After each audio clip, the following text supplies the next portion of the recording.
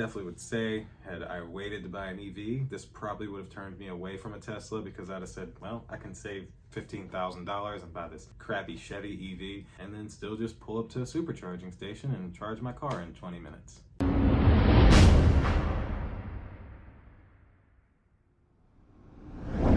Oh man, you've got to be kidding me.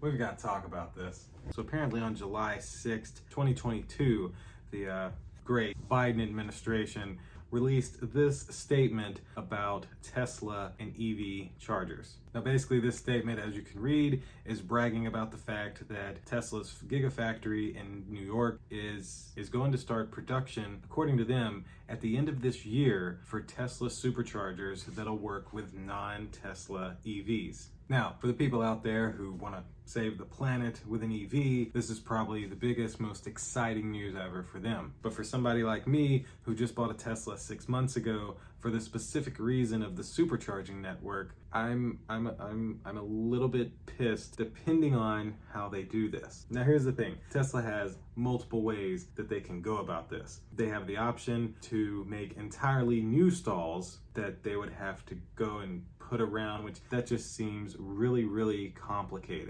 Now look, I know all these other countries here, they already have access to the Tesla supercharging network due to the fact that in those countries, Tesla was not able to use a proprietary connector. So basically, it was just kind of like flipping a switch and boom. Now over in America though, they use their proprietary connector, which only Tesla vehicles have. Now for years, Elon has offered to let people put the ports on their cars. Chevy, GM, all of them were like, nah, we're just gonna use the standard, because of course they don't want to go to the biggest EV company in the world and just take their charger and then join their network. No, they want to look like they can do it on their own, when in all honesty, they kind of can't. The reason that the supercharging network is getting open in the first place is because Electrify America and EVgo are honestly two terrible charging stations. When I was doing a lot of research on electric vehicles, I was looking at Chevy Bolts, I was looking at Kias, I was looking at Hondas, I was looking at everything to try to save a little bit of money. What I found was that when I did a search and tried to plan a route from like where I live in Georgia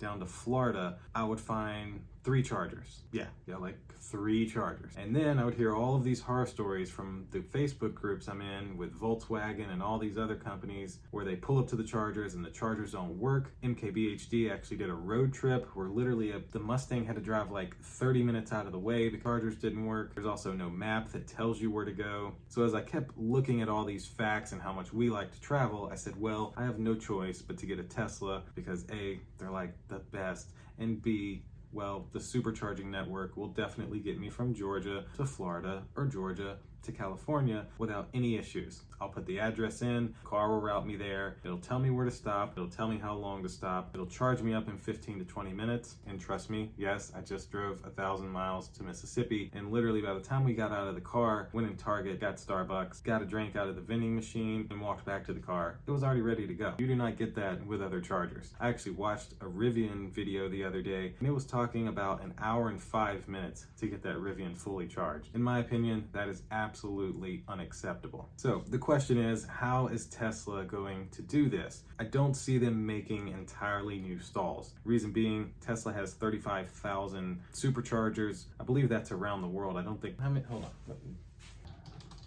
All right, so it looks like there's about 1,500 superchargers in America. So what I'm thinking they're gonna do, what I'm hoping they're gonna do, is they're just gonna go around to supercharging stations and replace some of the cables, or possibly even add cables. So if you think of how the superchargers look, they might be able to add like a second side and tie it in, or where the current Tesla charger is, they might be able to split it and put another connector there. To me, that would be the easiest way to accomplish this without just a crazy amount of cost. Now, for me, I'm hoping that they actually do this, because if they do, hopefully they will not open up every single charging station to other EVs. And what I mean by that is, for example, when we stopped in Robertsdale, I think there was 16 chargers there. Okay, of course, technically we don't need all those chargers. If we were in California, we would. They have like lines. Yeah, literally, because there's so many Teslas in California, and there's just not enough chargers, which is what I'm afraid we're gonna run into, is so many EVs and not enough chargers, which is why I went with Tesla, which,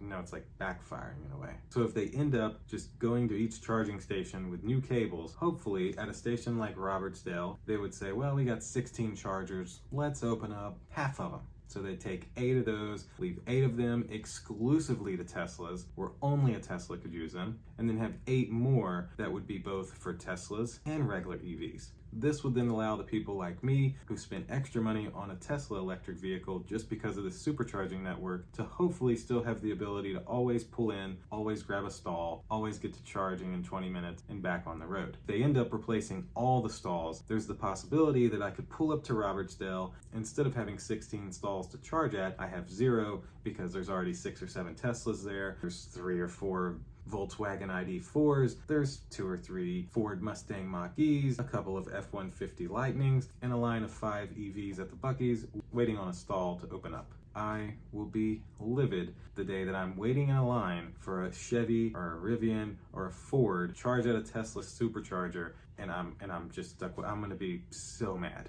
Because in my book, the crazy part is Ford, Chevy, all these people had the money to create their own supercharging network. But they didn't want to do that. They didn't want to spend that money because at the time, there was no value in doing that. They had plenty of gas cars. Gas was $1.70 a gallon. They were pumping them out left and right. There was no need for them to make all that investment to put in a charging network for the like 3 cars that they had that they maybe sold 5,000 of a year. Now that the whole administration's changed and there's all these tax credits coming and all this kind of stuff, it's totally gonna be different. So in the end, I'm really hoping that they'll just end up adding a cable, changing some cables. This should allow them to do it a lot quicker, hopefully expand, you know, to the 1,500 stations that are already in America very quickly with just adding some cables and some kind of way for them to be able to pay. I'm guessing they'll use the app, but those are my thoughts on this news that supposedly by the end of this year, according to the Biden administration, Tesla will be making supercharging